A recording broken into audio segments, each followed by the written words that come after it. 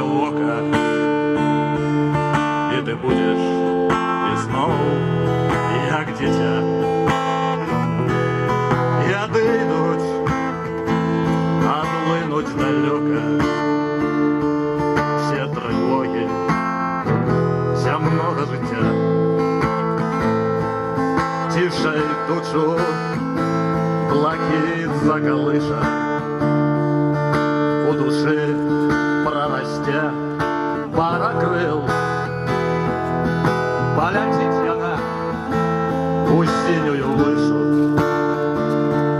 у струях ей смыє свой пыл. Там мне треба кохання і ласки, там нема ні турбот, ні хлопот.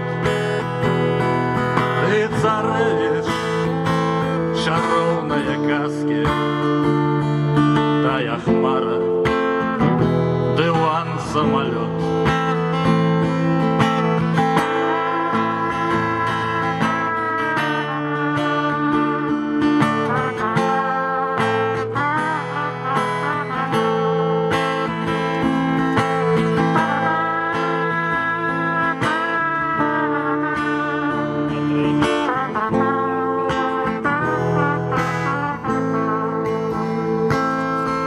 Подними угору своє око, і ти будеш і знов, як дитя.